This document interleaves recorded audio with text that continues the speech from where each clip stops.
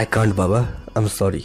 প্রহরের মনের অবস্থান সম্পর্কে ভালোভাবেই অবগত ওর বাবা, তাই তিনি বাধা দিলেন না প্রহরকে। চোখের ইশারায় প্রহরকে আশ্বস্ত করল। ব্যাস, প্রহর আর একটা মুহূর্ত অপেক্ষা করল না, এক ছুটে বেরিয়ে গেল বাইরে। ফুল স্পিডে গাড়ি চালাতে চালাতে নিচের শেরওয়ানির বোতামগুলো এক হাতে টেনে হিঁচড়ে খুলে ফেলল প্রহর। ও জানে না ও কি করছে, কোনটা ভুল কোনটা ঠিক তাও জানে না। ভালো মন্দের বিচার করার স্থিতি নেই এখন ওর মাঝে, শুধু জানে এই মুহূর্তে ওর খুশির কাছে যেতে হবে। তাছাড়া ওর এই অশান্ত ঝড় শান্ত হবে না। ও জানে না কেন যাচ্ছে ও খুশির কাছে, কিবা বলবে গিয়ে, শুধু জানে এই মুহূর্তে খুশিকে না দেখতে পেলে ওর দম বন্ধ হয়ে যাবে। তাই যে করেই হোক ওর খুশিকে দেখতেই হবে। একটানা 5-6 ঘন্টা যাবৎ ড্রাইভ করার পর খুলনা জেলার খুশির গ্রামে এসে পৌঁছল প্রহর। কক্সবাজারের রিসোর্ট থেকে খুশির ঠিকানা সংগ্রহ করেছিল প্রহর। সেই ঠিকানায় এসে পৌঁছিয়েছে ও। সময় তখন প্রায় রাত 10টা। গাড়ি থেকে নেমে দ্রুত পায়ে এগুলো বাসার দরজার দিকে। বুকের মাঝে অসম্ভব ধুকপুক করছে, না জানি খুশিকে দেখলে ও কি বলবে। কিন্তু এসব কিছু এখন ভাবার সময় নেই ওর, যা হবার হবে। দরজার কাছে এসে কলিং বেল চাপল প্রহর। একটু পরে একজন মহিলা এসে দরজা খুলে দিল। প্রহর দেখে বলল, জি, আপনি কাকে চান? প্রহর গলা ছেড়ে বিনয়ী সুরে বলল, জি, আমি মিসেস খন্দকারের সাথে দেখা করতে চাই। জি বলুন, আমি মিসেস খন্দকার। প্রহর ভাবল মহিলাটি হয়তো বুঝতে পারেনি, তাই সে আবার বলল, জি, এটা কি জরিফ খন্দকারের বাড়ি না? হ্যাঁ। তো আমি একটু ওনার স্ত্রীর সাথে দেখা করতে চাই। হ্যাঁ বলুন, আমি ওনার স্ত্রী। মহিলাটির কথায় প্রহর হতভম্ব হয়ে গেল। কি বলছেন ইনি? উনি যদি মিস্টার জরিফের স্ত্রী হন তাহলে খুশি কই? আমি কি ভুল ঠিকানায় আসলাম নাকি আমার বুঝতে কোথাও ভুল হচ্ছে? প্রহর এবার সরাসরি জিজ্ঞেস করল, জি, আমি আসলে খুশির কথা বলছিলাম। ও কি এ বাড়িতে থাকে? খুশি? ও এই বাড়িতে থাকবে কেন? খুশি তো ওদের বাড়িতে আছে। আপনি বোধহয় ভুলে এখানে চলে এসেছেন। এইটা তো খুশির মামার বাড়ি, জারিফের ফুপুর মেয়ে খুশি। স্তব্ধ হয়ে গেল প্রহর। বিস্ময়ে থমকে গেল ও। নিজের কানকে বিশ্বাস হচ্ছে না ওর।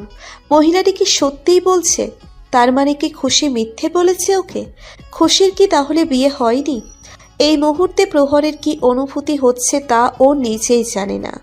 মনে হচ্ছে নতুন করে এক আশার আলো জ্বলছে মনে।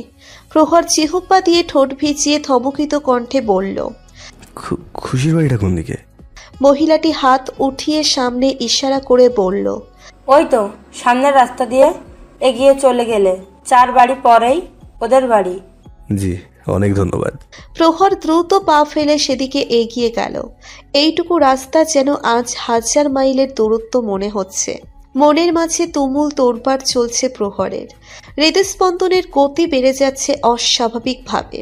মস্তিষ্ক জুড়ে চলছে নানান প্রশ্নের বেড়াজাল। খুশির কি সত্যিই বিয়ে হয়নি? তাহলে মিথ্যা কেন বললো আমাকে? ওকে কিছু লোকাচ্ছে আমার কাছ থেকে? কিন্তু কি, নাকি আমি আবার ভুল বুঝছি? এসব কিছু জবাব এখন একমাত্র খুশিই দিতে পারবে, আর আজ ওকে জবাব দিতেই হবে, যাই হয়ে যাক না কেন।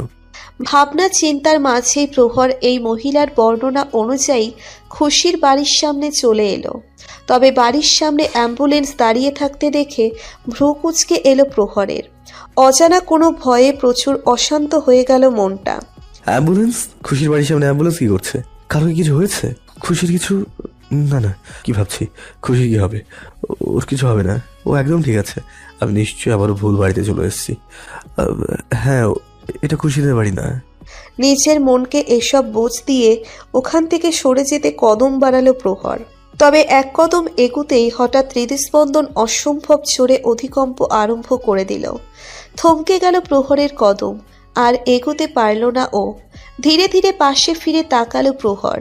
বাড়ির দরজা দিয়ে কয়েকজন মিলে একটা স্ট্রেচার ঠেলে নিয়ে আসছে। তবে স্ট্রেচারে অক্সিজেন মাস্ক পরা অবস্থায় জ্ঞানহীন খুশিকে দেখে প্রহরের মাথায় যেন আকাশ ভেঙে পড়ল। মুহূর্তেই পুরো পৃথিবী থমকে গেল ওর।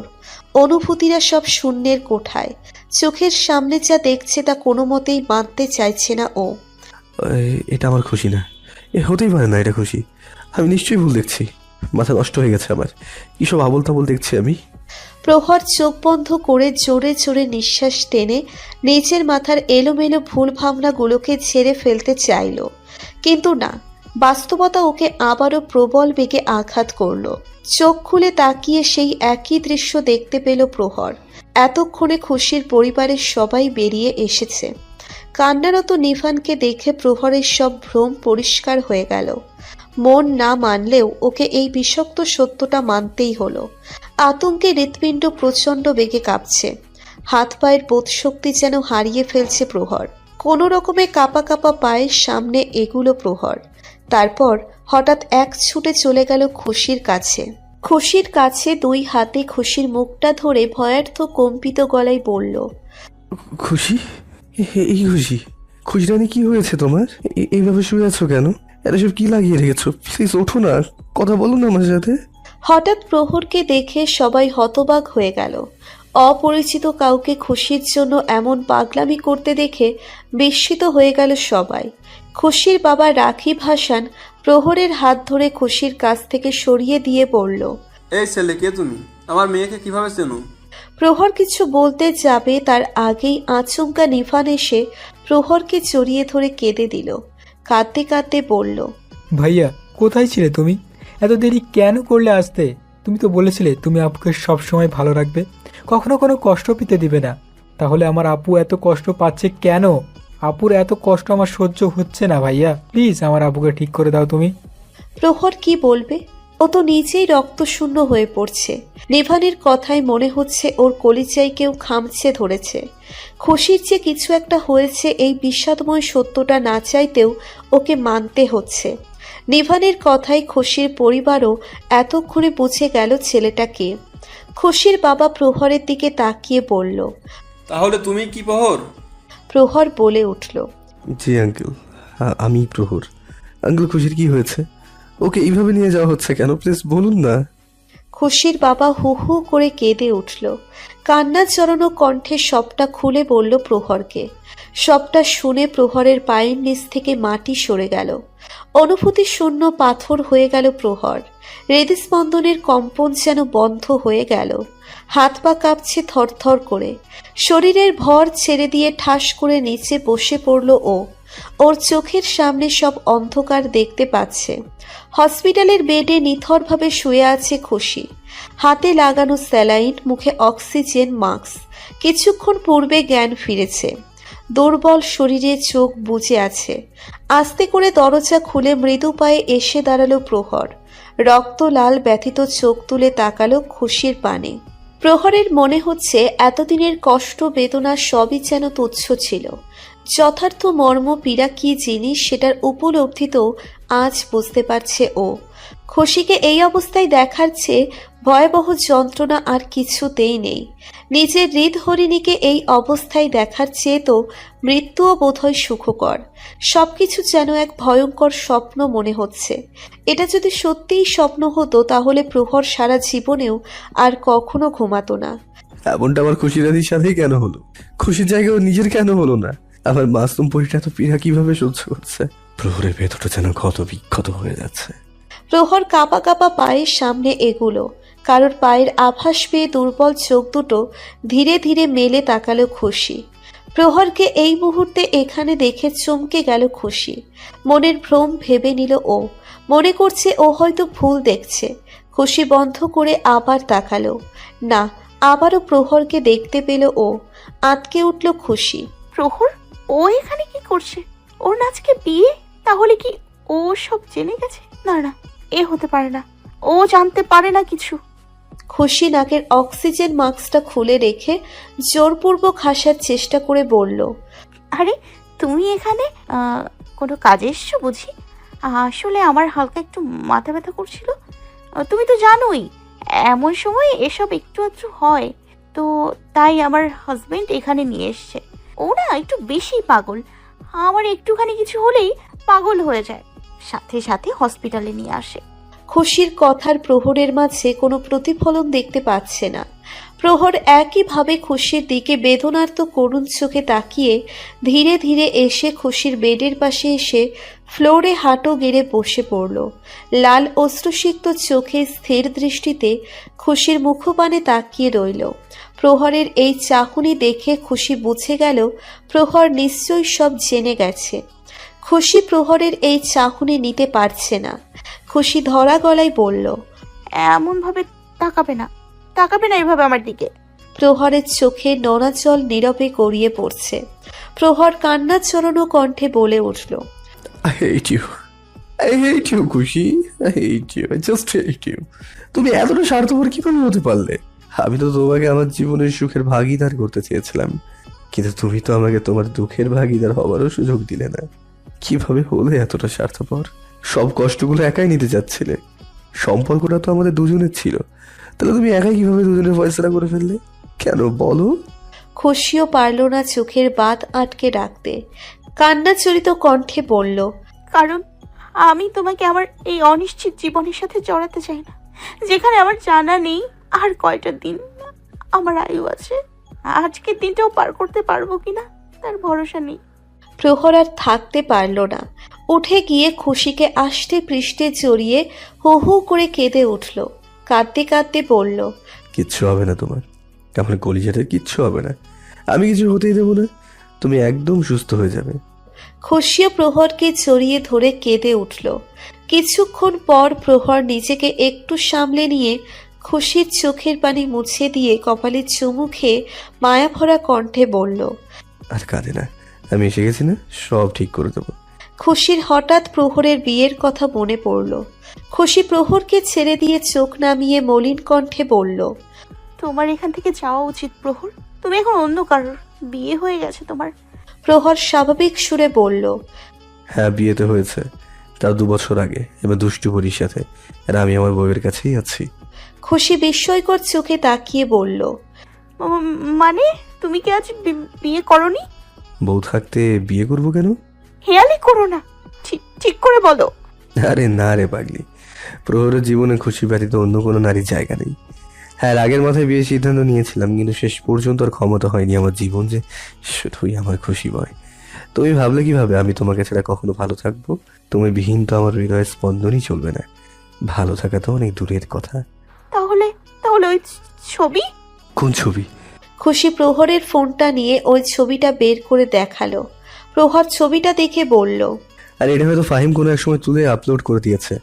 তার মানে সত্যি তুমি বিয়ে করনি? হুম, আমার একটা মিষ্টি এত একটা বউ থাকতে আবার করবো কেন? আমার বাস তুমি হলেই চলবে, আর কখনো আমাকে ছেড়ে যাওয়ার কথা স্বপ্নেও ভাববে না। শুধু এইভাবেই আমাদের পাশে থেকো, বাদ বাকি আমি সব ঠিক করে দেবো। আবারও খুশির কপালে চুমু খেয়ে বুকে জড়িয়ে নিল। খুশিও হার মেনে নিল। চেষ্টা তো কম করেনিও, কিন্তু নিয়তির হয়তো অন্য কিছুই ইচ্ছে, তাই সবকিছু ভাগ্যের উপর ছেড়ে দিল। যা হবার হবে। প্রহরকে আর দূরে সরাবে না ও। মৃত্যুর সময় ওর মুখটা দেখে মরলে তাও হয়তো শান্তি পাবে। তাই দীর্ঘশ্বাস ছেড়ে পরম আবেশে প্রহরের বুকে লুকিয়ে পড়ল। দেখা যাক ভাগ্য ওদের কাহিনীর কি মোড় দেয়। প্রহর বসে আছে খুশির বাবা মায়ের সামনে। খুশি আপাতত বেডে রেস্ট নিচ্ছে। প্রহর খুশির বাবাকে এ যাবৎকালের সব ঘটনায় বিস্তারিত খুলে বলল। সব শুনে খুশির বাবা মাও বাকরুদ্ধ হয়ে গেল। প্রহর যে তাদের মেয়ের জন্য এতটা পাগল তা জানাই ছিল না। ওরা তো শুধু খুশির মুখে শুনেছিল প্রহরের কথা, তাছাড়া আর কিছুই জানতো না। তবে আজ প্রহরকে দেখে তারা অবাক হয়ে যাচ্ছে। অন্য কেউ হলে তো এতদিনে কবে খুশিকে ভুলে অন্য কাউকে বিয়ে করে নিত। ছেলেটা কত ভালোবাসে খুশিকে। সব বাবা মা তাদের মেয়ের জন্য এমন একটা জীবন সঙ্গী চায় যে তাদের মেয়েকে তাদের চেয়েও বেশি ভালোবাসবে। কিন্তু মেয়েটার কপালে কি সেই সুখ আছে? প্রহর খুশির অসুখের সব ডিটেলস জানতে চাইল। রাকিব হাসান মলিন সুরে বললেন, টিউমার ধরা পড়েছে 5 মাস পূর্বে। ডক্টর বলেছে অপারেশন করা গেলে ঠিক হয়ে যাবে, তবে এই অপারেশনে অনেক রিস্ক, 90%ই আনসাকসেসফুল হওয়ার ভয় আছে। তবুও আমরা সাহস করে করাতে চাইছিলাম, কিন্তু খুশি কিছুতেই রাজি হয় না। ও বলে সে অপারেশন থিয়েটারে মরতে চায় না, এমনিতেই যে কয়েকদিন বাঁচতে পারে বাঁচবে। আমরাও ওর জেদের কাছে হার মেনে নিয়েছি। প্রহর বলে উঠল, আঙ্কেল, আমার কাছে 90% আনসাকসেসফুল হওয়াটা বড় কথা না, বড় কথা হলো 10% সাকসেসফুল হওয়ার কথাটা। আর এটাই আমার বিশ্বাস গাঢ় করার জন্য যথেষ্ট। তবুও তো 10% আছে। আরে শুধু 1% চান্সও যদি থাকতো তবু আমি ভরসা হারাতাম না। আল্লাহর উপর আমার ভরসা আছে, তিনি হয়তো আমাদের পরীক্ষা নিচ্ছেন, তবে আমি জানি তিনি সব ঠিক করে দেবেন। আর খুশি চিন্তা করেন না, আমি ওকে রাজি করাবো। ঠিক আছে বাবা, তুমি যেটা ভালো বোঝো তাই করো, বাট আমার মেয়েটা যেন ঠিক হয়ে যায়। আমার সেই হাসি খুশি প্রাণ চঞ্চল মেয়েটা যেন আবার ফিরে আসে। আর কিছু চাই না আমাদের। আঙ্কেল, আমি খুশিকে আজই ঢাকায় নিয়ে যেতে চাই। ঢাকায় আমি ওকে দেশের সব থেকে বড় নিউরোসার্জনকে দেখাবো। আঙ্কেল, আপনি হয়তো বুঝতে পারেননি আমার কথা। আমি খুশিকে আমার বউ করে নিয়ে যেতে চাই। আমি আজই খুশিকে বিয়ে করতে চাই। আমার বাবাকেও ফোন করে দিয়েছি, সেও কিছুক্ষণ পর চলে আসবে। রাকিব হাসান এবং তার স্ত্রী মুখ চাওয়াচাওয়ি করতে লাগলো। তারা বুঝতে পারছেন না এই মুহূর্তে তাদের কি বলা উচিত। রাকিব হাসান বলে উঠলেন, কিন্তু বাবা, এটা কি করে সম্ভব? খুশি এই অবস্থায় এই মুহূর্তে বিয়ে? তুমি সব ভেবেচিন্তে বলছো তো? হ্যাঁ আঙ্কেল, একদম সুস্থ মাথায় বলছি। আমি একবার খুশিকে হারিয়েছি, আর কোনো রিস্ক আমি নিতে পারবো না। খুশিকে আমি আর এক মুহূর্তের জন্য নিজে থেকে দূরে রাখতে পারবো না। আমি আজ এক্ষুনি খুশিকে আমার বউ করতে চাই। এখন থেকে খুশির সব দায়িত্ব একান্তই আমার। ওর ভালো মন্দ সবকিছু দেখাশোনা দায়িত্ব আমার। দরকার হলে ওকে আমি দেশের বাইরে নিয়ে যাব। আল্লাহর সহায় থাকলে সব ঠিক হয়ে যাবে। কিন্তু খুশি কি রাজি হবে? ও চিন্তা করেন না, আমি ওকে মানিয়ে নেব। ঠিক আছে, আমি তাহলে গিয়ে খুশির ডিসচার্জ পেপার রেডি করছি। ডক্টর বলেছে স্যালাইন শেষ হলে ওকে বাসায় নিয়ে যেতে পারবো। ওকে। খুশিতে বাসায় নিয়ে আসা হয়েছে মাত্রই বাড়ির সামনে এসে গাড়ি থামিয়ে প্রহর খুশিকে কোলে করে নামালো গাড়ি থেকে। বাবা মায়ের সামনে এভাবে কোলে নেওয়ার খুশি একটু থতমত খেয়ে গেল, কিন্তু প্রহরের সেসবে ভ্রুক্ষেপ নেই। নিভান এদিকে শুধু ঠোঁট টিপে হাসছে। প্রহর খুশিকে কোলে নিয়ে এসে খুশির রুমের বেডে আস্তে করে শুইয়ে দিল। খুশির গালে হাত বুলিয়ে বলল, এখন ঠিক লাগছে তোমার? কিছু খাবে? খুশি আস্তে করে মাথা নেড়ে বলল, না, আমার কিছু খেতে ইচ্ছে করছে না। আর দেখ প্লিজ, আমাকে সবসময় এমন রোগীদের মতো এক্সট্রা কেয়ার করবে না প্লিজ, আমার এসব ভালো লাগে না। প্রহর খেয়াল করছে খুশি কথা বলার সময় ওর দিকে তাকাচ্ছে না। প্রহর ভ্রু কুঁচকে বলল, কি হয়েছে খুশি? আমার দিকে তাকাচ্ছ না কেন? খুশি অভিমানী সুরে বলল, এমনি, তুমি প্লিজ আগে গিয়ে চেঞ্জ করে এসো। প্রহর কপাল কুঁচকে নিজের গায়ে একটু শুকে দেখলো কোনো দুর্গন্ধ আছে কিনা, তারপর বলল, চেঞ্জ কেন? আমার কাছ থেকে কি কোনো দুর্গন্ধ আসছে? জানি না, তুমি চেঞ্জ করে আসো ব্যাস। আরে বাবা, চেঞ্জ করবো কিভাবে? আমি কি জামা কাপড় নিয়ে এসেছি নাকি? বাবাকে বলেছি আনতে। বাবা আসুক, তারপর চেঞ্জ করে নেব। ঠিক আছে, আমি আম্মুকে বলে দিচ্ছি, বাবার জামা কাপড় দিয়ে দেবে তোমাকে। আঙ্কেল না আসা পর্যন্ত ততক্ষণ ওগুলোই পরে নাও। প্রহর এবার সন্দিহান দৃষ্টিতে তাকিয়ে বলল, ব্যাপার কি বলো তো? আমার চেঞ্জ করার পেছনে লেগে আছো কেন? যা পরে আছি তাতে কি সমস্যা? এই শেরওয়ানিতে? শেরওয়ানি বলতেই প্রহরের ব্রেনের বাতি জ্বলে উঠল। আসল কাহিনী বুঝতে পারল ও। প্রহর বলে উঠল, ও আচ্ছা, তো এই কথা। মহারানীর আমার এই শেরওয়ানিটা চোখে বিঁধছে, তাই তো? খুশি অন্যদিকে তাকিয়ে অভিমানী সুরে বলল, হ্যাঁ, তুমি এই শেরওয়ানি পরে ওই মেয়েটার সাথে বসছিলে, এটা দেখলেই আমার সেটা মনে পড়ে যায়। প্রহর স্মিত হেসে বলল, আচ্ছা, তো ওই মেয়েটার কাছে বসায় তুমি সহ্য করতে পারছো না? আর যদি সত্যি বিয়ে করে ফেলতাম তখন? খুশি ব্যথিত চোখে তাকালো প্রহরের দিকে। প্রহর খুশির কানের নিচে হাত রেখে দাঁতে দাঁত চেপে বলল, এইভাবে দেখছো কেন? হ্যাঁ, নিজেকে খুব জ্ঞানী মনে করো? তোমার বোকামির জন্য আজ যদি আমি রাগের বসে আমি বিয়েটা করে ফেলতাম তখন? খুশি ওর অভিমানের মাত্রা আরও একটু বাড়িয়ে দিয়ে বলল, কি হতো? ভালোই হতো, ওই চুড়েলটা তোমার বউ। খুশির কথা শেষ হওয়ার আগেই প্রহর ধমকের সুরে বলে উঠল, শাট আপ ইডিয়েট! আজ শুধু অসুস্থ বলে বেঁচে গেলে আমার হাত থেকে, নাহলে তোমাকে তো আজ উঠিয়ে একটা আছাড় মারতাম। Stupid silly girl! খবরদার কখনো যদি এমন বোকামি দেখানোর চেষ্টা করেছো তো দেখো তোমার কি হাল করি আমি। কথাটা বলেই প্রহর খুশিকে বুকের মাঝে জড়িয়ে নিল। হঠাৎ কারোর গলা ছাড়ার শব্দে প্রহর খুশিকে ছেড়ে দিয়ে পিছনে তাকালো। খুশিও সামনে তাকিয়ে দেখল প্রহরের বাবা জিদান সাহেব এসেছেন। খুশি হাসি মুখে বলল, আরে এসপি, কেমন আছেন? তবে জিদান সাহেব খুশির কথার কোনো উত্তর দিলেন না। গুরুগম্ভীর ভাব ধরে খুশির দিকে না তাকিয়ে সোজা প্রহরের কাছে গিয়ে একটা প্যাকেট এগিয়ে দিয়ে বলল, এই নে তো জামা কাপড়। প্রহর প্যাকেটটা হাতে নিল। খুশি বুঝতে পারছে জিদান সাহেব ওর ওপর অভিমান করেছে। খুশি অপরাধী সুরে বলল, এসবি কি আমার উপর রাগ করে আছেন? কথা বলতেন না? জিদান সাহেব প্রহরের দিকে তাকিয়ে গম্ভীর কণ্ঠে বললেন, এই নে তো জামা কাপড়। ওহো, কাউকে বলে দে আমি কারোর এসবি না, আর আমি কারোর সাথে কথাও বলতে চাই না। খুশি মুচকি হেসে বলল, একটুও না। এক চিমটিও না। সরি এসবি, দেখুন এভাবে বেশিক্ষণ গাল ফুলিয়ে থাকলে কিন্তু গালের ভেতর থেকে গাছ বেরিয়ে যাবে, তখন কিন্তু দেখতে খুবই পচা লাগবে। জিদান সাহেব তবুও ঘাড় বাঁকা করেই রইল। খুশি আরো অনুনয়ের সুরে বলল, প্লিজ এসবি, সরি না, দেখুন এবার কথা না বললে কিন্তু আমি কেঁদে দিব। জিদান সাহেব আর অভিমান করে থাকতে পারলেন না, হালকা হেসে বলল, ঠিক আছে, কাঁদতে হবে না, এবারের মতো মাফ করে দিলাম। বিয়ের পর আর কান্নাকাটি দরকার নেই, না হলে বউ সাজলে খারাপ দেখা যাবে। খুশি চকিত হয়ে বলল, 1 মিনিট, বিয়ে? কিসের বিয়ে? কার বিয়ে? দেখ, আমার তো এখনো বিয়ের বয়স হয়নি। আই এম টু ইয়াং নাও। তো আপাতত তোমাদেরই বিয়ে হচ্ছে। খুশির এবার প্রহরের দিকে দৃষ্টি নিক্ষেপ করে ভ্রু কুঁচকে বলল। প্রহর, এসবি কি বলছে এসব? প্রহর খুশির হাত ধরে বলল, হ্যাঁ বাবা ঠিকই বলেছে, আজ আমাদের বিয়ে, আমরা যে এক্ষুনি বিয়ে করব। খুশি নিচের হাত ছাড়িয়ে নিয়ে কাট গলায় বলল, বিয়ে করব মানে কি বলেই হলো নাকি? আর আমার কাছে তুমি না জিজ্ঞেস করে বিয়ের ফয়সালা কিভাবে করে ফেললে? দেখো, আমি এই বিয়ে করতে পারবো না, আই এম সরি। প্রহর দাঁতে দাঁত চেপে বলল, আমি তোমাকে জিজ্ঞেস করিনি, তোমাকে বলছি আমরা যে এক্ষুনি বিয়ে করবো, অ্যান্ড দ্যাটস ফাইনাল।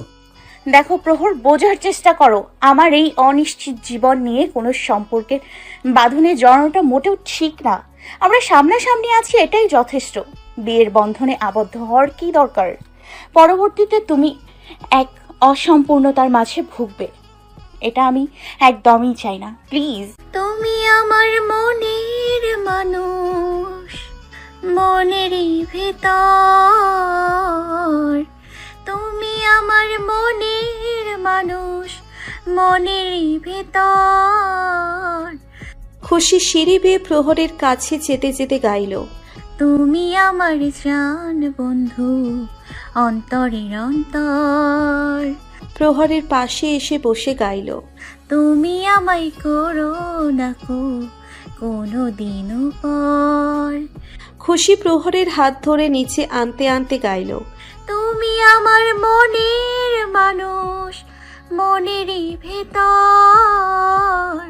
নিচে এসে প্রহরের চারপাশে ঘুরে নাচতে নাচতে পড়ল, তোমায় এক নজর না দেখলে পরে পরাণ আমার পড়ে, দেখলে পরে দুই নয়নে তৃষ্ণা আরো বাড়ে। সামনে আমার প্রেমের সিন্ধু, পাই না তারে এক বিন্দু। হাই আমিও ভাগিনি, তুমি আমার জান বন্ধু, অন্তরের অন্তর। তুমি আমায় কইরো না গো কোনো দিনও পর। প্রহরের এবার রাগ উঠে গেল। প্রহর চোয়াল শক্ত করে বলল, খুশি, আবারও পাকনামি শুরু করেছো তুমি। আমি বলেছি আজ বিয়ে হবে মানে হবে, আর দ্বিতীয় কোনো কথা শুনতে চাই না আমি। কিন্তু আমি এই বিয়ে করব না। প্রহর এবার রাগে খুশির দুই বাহু শক্ত করে চেপে ধরে রাগী কণ্ঠে বলল, ডোন্ট ট্রাই মাই পেশেন্স খুশি, তুমি চাও বা না চাও বিয়ে তো আজ হবেই। ওই মুহূর্তেই হঠাৎ ওখানে খুশির বাবা রাকিব হাসান এসে দাঁড়ালেন। প্রহরকে এভাবে খুশির সাথে রাগ দেখানো দেখে উনি রেগে উঠে বললেন, প্রহর, তোমার সাহস কি করে হলো আমার মেয়ের সাথে এইভাবে কথা বলার? তোমাকে তো আমি ভদ্র ছেলে ভেবেছিলাম, এখন তো দেখছি তুমি নেহাতি একটা অভদ্র উগ্র মেজাজি ছেলে। তোমার মতো উগ্র মেজাজি ছেলের সাথে আমার মেয়েকে আমি বিয়ে দেব না। রাকিব হাসানের কথায় প্রহর একটু ঘাবড়ে গেল। খুশিরও খারাপ লাগছে প্রহরকে এভাবে কথা শোনাতে দেখে। বাবা প্রহরকে ভুল বুঝছে।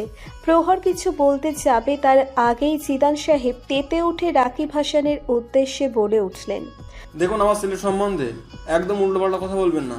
আমার ছেলে লাখে একটা, আগে নিজে ভদ্রতা ভালো করে শিখে আসুন, তারপর অন্য ভদ্রতা চাষ করতে যাবেন।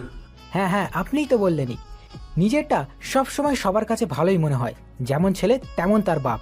আমার তো মনে হচ্ছে খুশি এজন্যই আপনার ছেলের কাছ থেকে পালিয়ে এসেছে, না হলে আপনার যে গুন্ডা ছেলে হয়তো এতদিনে আমার মেয়েকে মেরে গুম করে ফেলতো।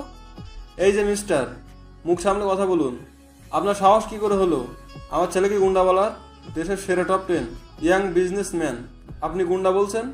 আমার তো মনে হচ্ছে আপনার মাথা ঘিলু বদলে এক বালতি কবর পুরা আছে। ব্যাস, এবার তো রাকিব হাসানের অগ্নিগিরি লাভা উঠে গেল। দুজনের মাঝে তুমুল বিশ্বযুদ্ধ শুরু হয়ে গেল। কেউ কারোর থেকে কম যায় না। এদের মহাযুদ্ধ দেখে প্রহর আর খুশি দুজনেই হতভম্ব হয়ে গেল। সিচুয়েশন হঠাৎ এমন আউট অফ কন্ট্রোল হয়ে যাবে তা ভাবতেই পারেনি ওরা। প্রহর দ্রুত উঠে দাঁড়িয়ে জিদান সাহেবের হাত ধরে বলে উঠল। কি করছো বাবা এসব? শুধু শুধু কথা বাড়াচ্ছ কেন? খুশিও ওর বাবার উদ্দেশ্যে বলল। হ্যাঁ বাবা, তুমিও প্লিজ শান্ত হও। তুমি প্রহরকে ভুল বুঝছো। রাকিব হাসান দৃঢ় কণ্ঠে বললেন। আমি একদম ঠিক বুঝে গেছি, এই ছেলেটা মোটেও তোর যোগ্য না। তুই ওর কাছ থেকে চলে এসে ভালোই করেছিস। আমি তোকে এই ছেলের সাথে কিছুতেই বিয়ে দেব না। জিদান সাহেবও তেজি কণ্ঠে বলে উঠলেন। আরে আপনি কি বিয়ে দেবেন না? আমি আমার ছেলেকে আপনাদের মতো পাগলের খানদানে বিয়ে করাবো না। এই প্রহর চল এখান থেকে, আর এক মুহূর্ত এখানে দাঁড়াবো না আমরা। কথাটা বলে জিদান সাহেব প্রহরের হাত ধরে ওখান থেকে টেনে নিয়ে যেতে লাগলো। প্রহর বেচারা যেন অথৈ সমুদ্রে পড়ে গেল। বাবার জেদের সামনে কিছুতেই পেরে উঠছে না। অসহায় দৃষ্টিতে তাকালো খুশির দিকে। খুশির চোখেও পানি চলে আসলো। কি থেকে কি হয়ে গেল কিছুই বুঝতে পারছে না ও। সব ওর ভুল। ও যদি তখন প্রহরকে বিয়ের জন্য মানা না করতো তাহলে এসব হতোই না। তাহলে আবারও ওরা আলাদা হয়ে যাবে। রাত 12টা। খুশির চোখে ঘুম নেই। বারবার চোখের কোণে পানি জমে যাচ্ছে। প্রহরকে পেয়েও আবার হারিয়ে ফেললো ও। কে বলেছিল তখন অত পণ্ডিতি করতে? বিয়েই তো করতে চেয়েছিল বেচারা। রাজি হয়ে গেলে কি হতো? শুধু শুধু বাবা ভুল বুঝলো ওকে। না জানি প্রহর কত হার্ট হয়েছে বাবার কথায়। বাবারও হঠাৎ কি হয়েছে কে জানে। আগে তো কখনো এত রাগ করতে দেখিনি। সব সময় সুইট ইনোসেন্ট হয়ে থাকা বাবার আজ আবার কি হলো? হঠাৎ এমন সিক্রেট ফিল্মের বাবাদের মতো এমন করছে কেন? হঠাৎ জানালায় টোকা পড়ার শব্দে হকচকিয়ে উঠল খুশি। এত রাতে জানালায় টোকা পড়ার শব্দে ভয় পেয়ে গেল খুশি। ভীতু স্বরে কাঁপা কাঁপা কণ্ঠে বলল। কে? ওপাশ থেকে ফিসফিস করে কেউ বলল। খুশি, আমি প্রহর, জানালা হলো। খুশি চমকে উঠল। দ্রুত উঠে গিয়ে জানালা খুলে বলল। প্রহর, তুমি এত রাতে এখানে কি করছো? প্রহর জানালার চৌকার টোপকে ভিতরে ঢুকে বলল। দলওয়ালে দুলহানিয়া নিয়ে যেতে এসেছে। মানে? প্রহর ফট করে খুশিকে কোলে তুলে নিয়ে বলল। মানে আমি কি বলেছিলাম ভুলে গেছো? আজ আমাদের বিয়ে হবে মানে হবে, by hook or by crook. কিন্তু আমাদের বাবারা তো রাজি না। না হলো রাজি, হু কেয়ার্স? আজ তো আমি বিয়ে করেই ছাড়বো। এই সিঙ্গল স্ট্যাটাস আজ আপডেট করেই ছাড়বো। কি বলছো এসব? কিছুই তো বুঝতে পারছি না আমি। কিছু বুঝতে হবে না তোমার, শুধু চুপচাপ আমার গলা জড়িয়ে ধরে থাকো আর আওয়াজ করবে না একদম। প্রহর খুশিকে কোলে নিয়ে এসে আস্তে করে দরজাটা খুলে মৃদু পায়ে বেরিয়ে এলো। বাইরে এসে দেখলো নিভান দাঁড়িয়ে আছে। প্রহর ফিসফিস করে বলল। শালা সাহেব, অল ক্লিয়ার? নিভান বলে উঠল। ইয়েস ভাইয়া, ময়দান একদম ক্লিয়ার। এখনই রওনা দিতে হবে। বাহ, এই না হলে শালা সাহেব বলে কথা। কি সুন্দর বোনকে ভাগিয়ে নিয়ে যেতে সাহায্য করছে। তোমার এই উপকার আমার ওপর ঋণ ধার্য থাকলো। তোমার সময় আসলে আমিও ঋণ পরিশোধ করে দেবো শালা সাহেব। এদের কথোপকথন শুনে খুশি বেচারির টাস্কি খেয়ে গেল। ও ভ্রু কুচকে বলল। এই এক মিনিট, এসব কি চলছে? হ্যাঁ, এনিহাও তুমি কি আমাকে নিয়ে পালিয়ে গিয়ে বিয়ে করার পরিকল্পনা করছো? প্রহর চোখ গরম করে বলল। এই তোমাকে না চুপ করে থাকতে বলেছি, আবার কথা বলছো কেন? আরে কিন্তু। খুশির কথার ভ্রুক্ষেপ না করে প্রহর দ্রুত চুপিসারে বেরিয়ে এলো বাড়ির ভেতর থেকে। নিভানও এলো ওদের সাথে। বাইরে এসে দ্রুত হাঁটা ধরল ওরা। কিছু দূর হেঁটে আসার পর প্রহরের গাড়িতে এসে পৌঁছলো ওরা। খুশিকে গাড়িতে বসিয়ে দিয়ে নিচেরাও উঠে বসে গাড়ি স্টার্ট দিল। খুশি বারবার নানান প্রশ্ন করে যাচ্ছে, কিন্তু প্রহর বারবারই ওকে চুপ করিয়ে দিচ্ছে। 10 মিনিট পর গাড়ি এসে থামলো কাজী অফিসের সামনে। প্রহর গাড়ি থেকে নেমে আবারও খুশিকে কোলে তুলে নিল। কাজী অফিস থেকে খুশির আর বুঝতে বাকি রইল না এদের পরিকল্পনা। আর কিছু বলল না খুশি, জানে এখন আর বলে কোনো লাভ নেই। প্রহর যা করার করেই যাবে। প্রহর খুশিকে নিয়ে কাজী অফিসের ভিতরে ঢুকলো। ভেতরে এসে ফাহিমকে দেখতে পেল খুশি, আর কাজী সাহেব টেবিলে হাত রেখে ঘুমে ঢুলছে। প্রহর খুশিকে চেয়ারে বসিয়ে দিল। খুশি ফাহিমের দিকে তাকিয়ে বলল। আরে ফাহিম ভাইয়া, আপনিও এসছেন? ফাহিম মাথা নিচু করে অপরাধীর সুরে বলল। I am sorry bhabhiji, very very sorry. সেদিন না জেনে শুনে আপনাকে কত কটু কথা শুনিয়ে দিয়েছি, প্লিজ আমাকে মাফ করে দিন। খুশি হাসি মুখে বলল। আরে চলতা হ্যাঁ ভাইয়া, আমি জানি আপনি প্রহরের জন্য চিন্তিত ছিলেন, তাই এমন রিয়েক্ট করেছেন। আমি কিছু মনে করিনি, তাই ওসব ভুলে যান। জাস্ট চিল।